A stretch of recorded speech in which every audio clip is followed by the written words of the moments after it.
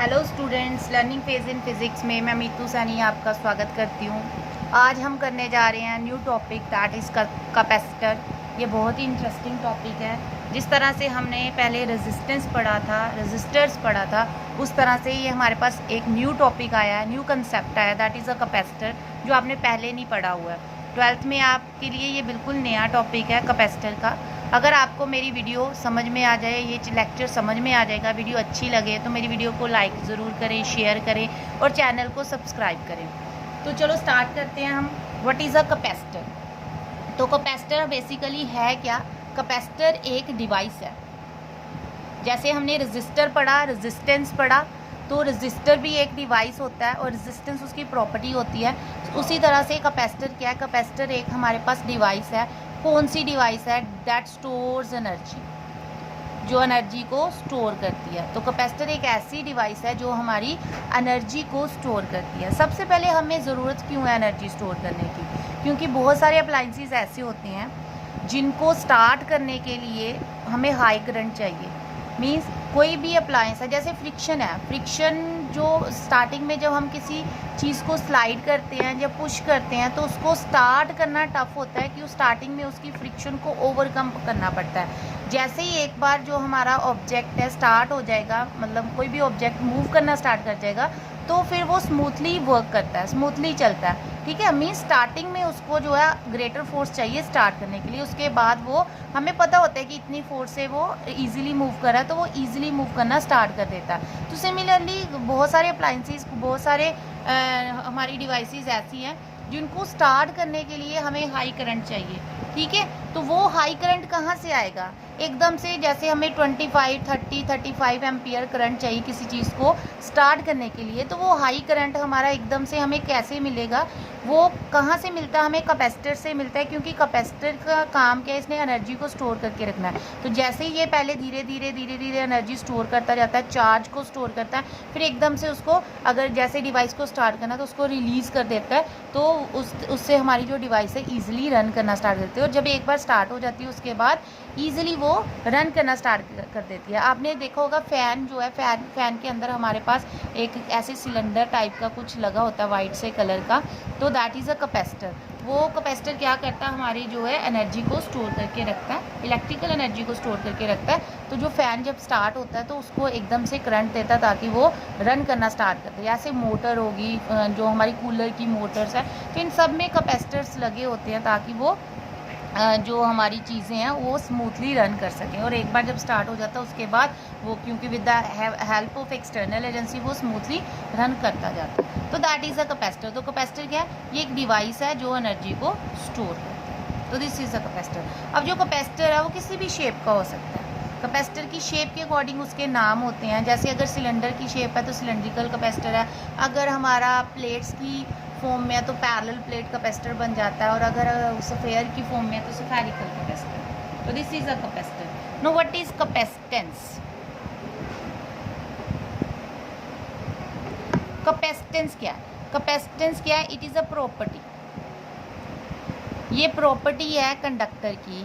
आप कंडक्टर कह लो, कैपेसिटर कह लो, एक ही बात है। तो कैपेसिटेंस क्या है? This is a property of a conductor which stores energy.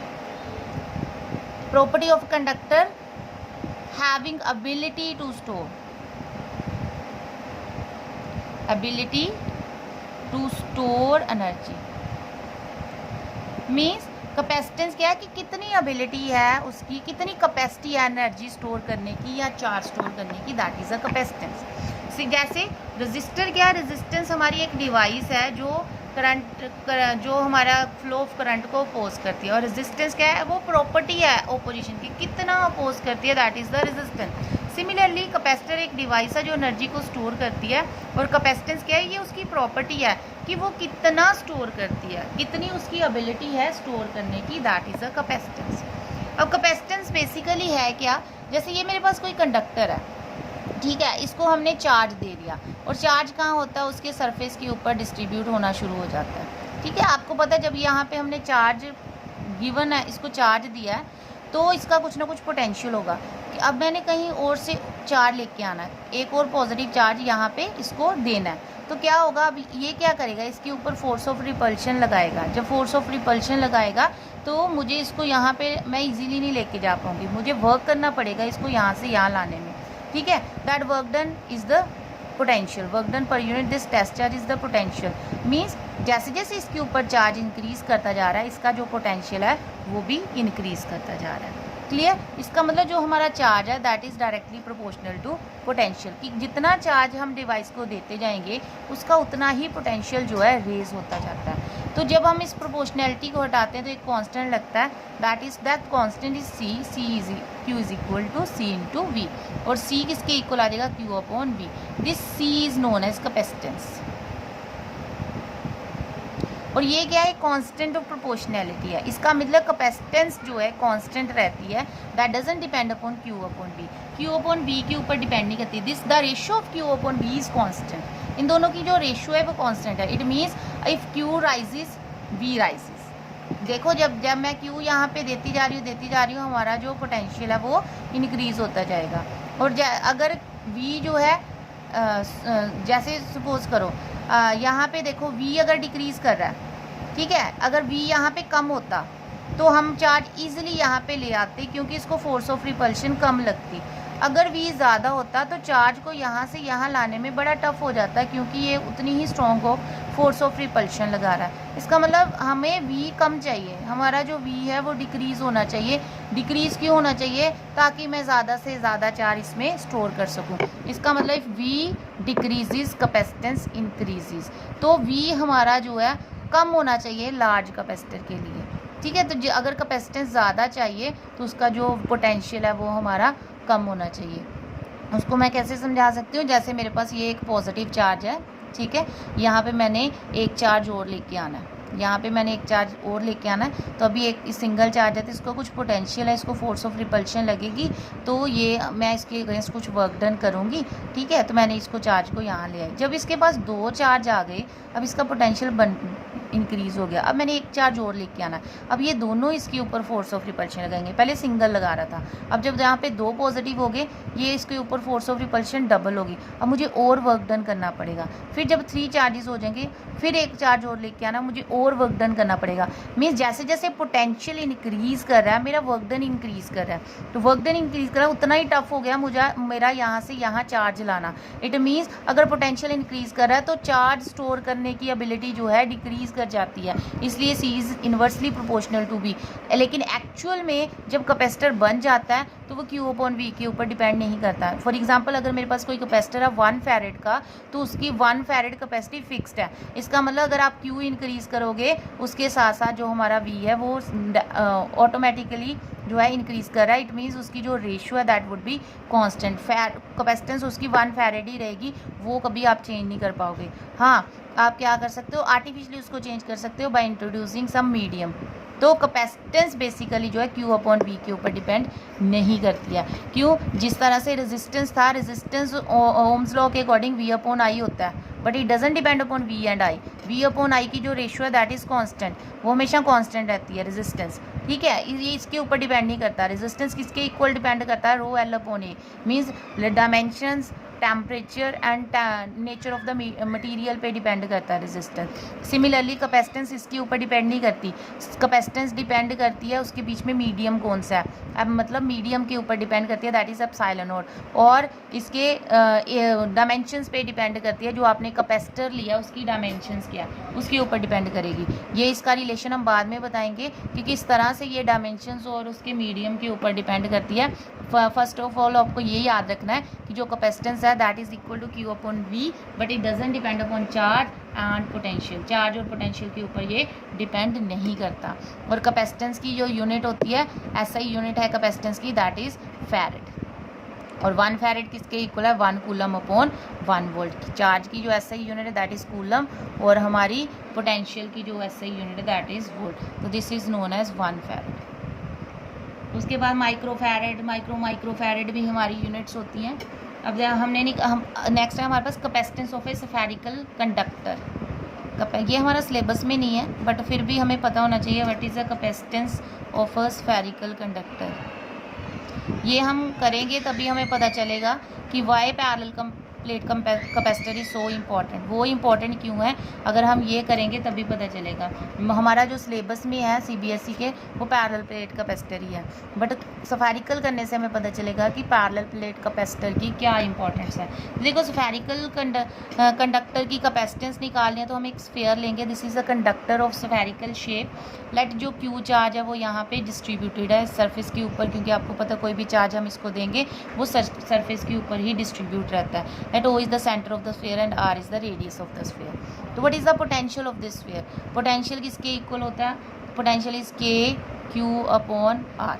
ये is let Q is the charge distributed on this surface. तो पोटेंशियल इज K/Q/R। तो कैपेसिटेंस क्या है? Q/V। तो ये आ जाएगा Q 1/KQ/R। तो Q से Q कैंसिल, तो हमारे पास C आ जाएगा। C is equal to K R/K, sorry. तो C is equal to R/K। तो what is K? K is equal to 1/4πε0। तो C किसके इक्वल आ जाएगा? 4πε0R। तो ये हमारे पास कैपेसिटेंस आ गई स्फेरिकल कंडक्टर की कैपेसिटेंस है। देखो ये C किसके ऊपर डिपेंड कर रहा है? C depends upon radius. It means जितना बड़ा हमारा जो है स्फीयर होगा, स्फेरिकल कैपेसिटर होगा, उतनी ज़्यादा उसकी कैपेसिटेंस होगी। Moreover it depends upon epsilon not. Epsilon not is the nature of the medium. जो आप मीडियम यूज़ कर रहे हो, एयर यूज़ कर रहे हो या कोई और मीडियम यूज़ कर रहे हो, तो वो इसके ऊपर डिपेंड करता है। तो कैपेसिटेंस इन चीज़ों के ऊपर डिपेंड करती है, कैपेसिटेंस Q/V के ऊपर डिपेंड नहीं करती है। अब फॉर एग्ज़ाम्पल मेरे पास अगर रेडियस है 1 मीटर, अगर मैं 1 मीटर रेडियस का अगर मैं स्फीयर लेती हूँ, 1 मीटर आपको पता है कितना बड़ा होता है? हमारी आर्म जितना 1 मीटर होता है। अगर इतने मीटर रेडियस का अगर मैं स्फीयर लेती हूँ तो कैलकुलेट करते हैं उसकी कैपेसिटेंस कितनी होगी। तो capacitance is equal to 4πε0 into 1। तो 4πε0 की वैल्यू आ जाएगी 1/9 इंटू 10⁹9। आपको पता है 1/4πε0 की वैल्यू होती है। तो 4πε0 की वैल्यू आ जाएगी 1/9 इंटू 10⁹9। तो ये आ जाएगा 10⁻9/9। तो ये आ जाएगा C is equal to 0.11 into 10⁻9 farad. तो ये इसकी 1 मीटर रेडियस बहुत बड़ा होता है, ठीक है। उसकी कैपेसिटेंस कितनी आ रही है? 10⁻9, वेरी लेस। इसका मतलब इतना बड़ा अगर हम स्फीयर लेंगे फिर जाके उसकी कैपेसिटेंस जो है 10⁻9 फैरेड होगी। तो सोचो अगर हमें कोई फाइनाइट कैपेसिटेंस लेनी है, जैसे अगर मुझे 1 फैरेड का ही अगर कोई स्फीयर बनाना है, तो 1 फैरेड का अगर मुझे कोई कैपेसिटर बनाना, स्फेरिकल कैपेसिटर, तो देखो कितना उसका हमें रेडियस लेना पड़ेगा, कितना बड़ा स्फीयर बनेगा। कैपेसिटेंस कितनी लेनी है मुझे? 1 farad. Capacitance is equal to 1 farad लेनी है मुझे। तो या इसी फॉर्मूले में अगर मैं पुट करूँ तो 1 farad is equal to 4πε0R। मुझे R निकालना है, तो R किसके इक्वल आ जाएगा? 1/4πε0। यही बनेगा। तो ये हमारे पास आ जाएगा 1/4πε0 9 इंटू 10⁹9 मीटर। इसका मतलब 9 इंटू 10⁹9 मीटर अगर मैं रेडियस लूँगी फिर जाके मेरी जो कैपेसिटेंस है 1 फैरेड बनेगी। 9 इंटू 10⁹9 को भूल जाओ। 9 का क्या मतलब है? हमारी जो अर्थ है उसका 10⁶ मीटर रेडियस है। तो उससे भी बड़ा अगर मैं कोई स्फीयर लूँगी तो फिर जाके हमारी जो है 1 फैरेड कैपेसिटेंस बनती है। तो बहुत बड़ा हमें उसका साइज़ लेना पड़ेगा। दिस इज़ द रीज़न कि हम जो स्फेरिकल कैपेसिटर है उसको यूज़ नहीं करते हैं। इसीलिए हमारे सिलेबस में भी पैरेलल प्लेट कैपेसिटर और वही सबसे इम्पॉर्टेंट है, क्योंकि यहाँ पे जो है हमें साइज़ बहुत बड़ा लेना पड़ता है। अगर हमें एक कैपेसिटर जो 1 फैरेड की अगर कैपेसिटेंस बनानी है तो हमें बहुत बड़ा स्फीयर लेना पड़ता है, ठीक है। मोरओवर आपको पता है जो इसकी इलेक्ट्रिक लाइंस ऑफ फोर्सेस बनती है, जैसे ये मेरे पास स्फीयर है, इसका पॉजिटिव चार्ज इसके ऊपर डिस्ट्रीब्यूटेड है और इसके ऊपर जो इलेक्ट्रिक लाइंस ऑफ फोर्सेस बनेगी तो इट इज़ आउटवर्ड।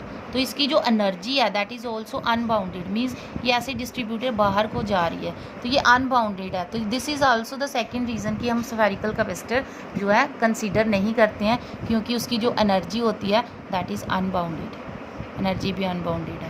तो 2 रीज़न है, एक तो उसका साइज़ बहुत बड़ा है और ये कह सकते हैं हमें कि जो कैपेसिटेंस है स्फेरिकल कैपेसिटर की बहुत कम होती है, वेरी लेस। ज़्यादा तो बन ही नहीं सकती, 1 फैरेड का कैपेसिटर ही नहीं बन सकता, इतना बड़ा हमें साइज़ चाहिए। तो उसकी जो स्फेरिकल कैपेसिटर की कैपेसिटेंस बहुत कम है।